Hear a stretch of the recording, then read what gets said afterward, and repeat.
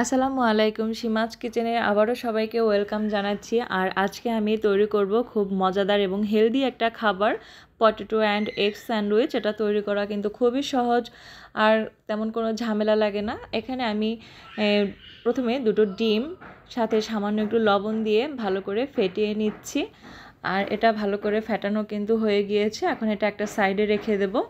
আর ভিতরের পুরটা তৈরি করার জন্য আমি যেগুলো নিয়েছি, যে উপকরণগুলো, সেগুলো হলো গাজর কুচি, ডিম কুচি, গাজর এবং ডিম আমি গ্রেট করে নিয়েছি। এখানে ধনেপাতা কুচি রয়েছে আর রয়েছে পেঁয়াজ কুচি। আমি এখানে ভাজা শুকনো মরিচের গুঁড়ো দিয়ে দিয়েছি। এখন আমি দিয়ে দেব পরিমাণ মতো লবণ। আর একটা বড় সাইজের আলু আমি সিদ্ধ করে গ্রেট করে নিয়েছি, সেটাও এখানে দিয়ে দেব। তো চামচের সাহায্যে সবগুলো উপকরণ আমি একটু নেড়েচেড়ে মিশিয়ে নিচ্ছি। আর এটা কিন্তু মেশানো হয়ে গিয়েছে। এখন আমি সেই সিদ্ধ করা গ্রেট করা আলু সেটা এখন এখানে দিয়ে দেব। আর সব কিছু দিয়ে আমি ভালো করে হাত দিয়ে এটাকে মিক্স করে নেব, তাহলে মিক্সারটা খুব ভালো হবে। আর এখন আমি এখানে পাউরুটি নিয়েছি, পাউরুটিগুলোতে এই পুরটা দিয়ে দেব। তো এই স্যান্ডউইচটা তৈরি করার জন্য মেয়োনিজ লাগবে। মেয়োনিজটা আমি বাসায় নিজেই তৈরি করে নিয়েছি। এটা নর্মাল ফ্রিজে 5 থেকে 6 দিন পর্যন্ত রেখে খাওয়া যাবে, নষ্ট হবে না। তো পাউরুটিগুলো নিয়েছি, দেখতে পাচ্ছেন। এখন এগুলোর উপরে আমি পুরগুলো দিয়ে দেব। তো চামচের সাহায্যে পুরটা দিয়ে একটু চেপে চেপে করে দিতে হবে, তাহলে আবার পুরটা বের হয়ে যাবে না। তো যে যেভাবে পুরটা খেতে চান, আমি একটু বেশি করেই দিচ্ছি, আমার কাছে এই পুরটা বেশি ভালো লাগে।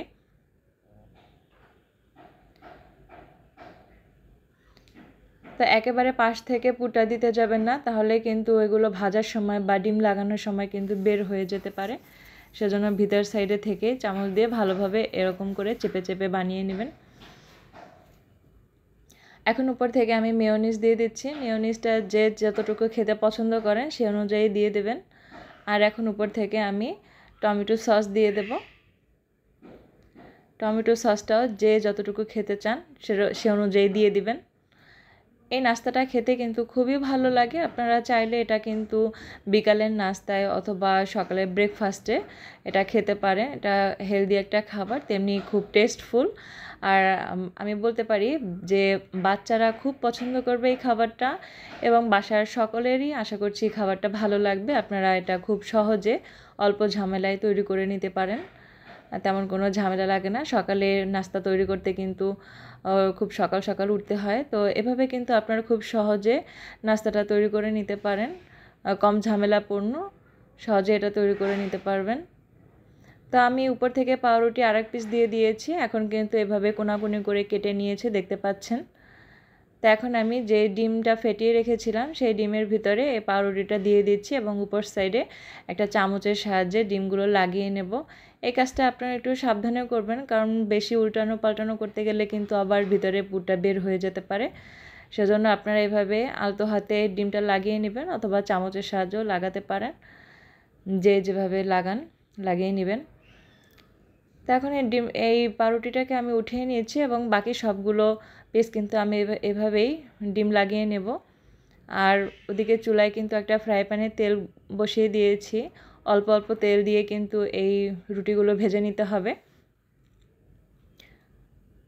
তো চুলার আঁচটা কিন্তু একদম লো আঁচে রেখে এটাকে ভাজতে হবে। চুলার আঁচ বেশি থাকলে কিন্তু কালারটা নষ্ট হয়ে যেতে পারে, পুড়ে যেতে পারে, বা একটা কালচে কালার হতে পারে। সেজন্য চুলার আঁচটা একদম কম রেখে অল্প অল্প তেল দিয়ে এভাবে স্যান্ডউইচগুলো তৈরি করে নেবেন, তাহলে কালারটা খুব সুন্দর আসবে, ব্রাউন একটা কালার আসবে, দেখতেও কিন্তু খুবই ভালো লাগবে। আর খেতেও কিন্তু খাবারটা খুবই ভালো। আপনারা অল্প ঝামেলায় এটা তৈরি করতে পারবেন।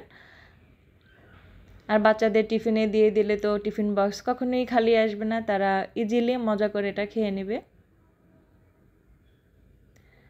তো আমি এভাবে এপাশ ওপাশ আস্তে আস্তে করে উল্টিয়ে এগুলোকে ভেজে নিচ্ছি। আর দেখতে পাচ্ছেন কালারটা কিন্তু মাশাআল্লাহ ভালো এসেছে, ব্রাউন একটা কালার হয়েছে।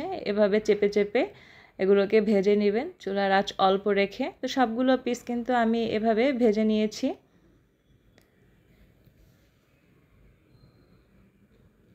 আর যে যেখান থেকে আমার ভিডিওটি দেখছেন, আপনাদের ভালো লাগলে লাইক কমেন্টস করবেন আর শেয়ার করে দিবেন। আর যদি ইউটিউব থেকে কেউ দেখে থাকেন তাহলে সাবস্ক্রাইব করে পাশে থাকবেন।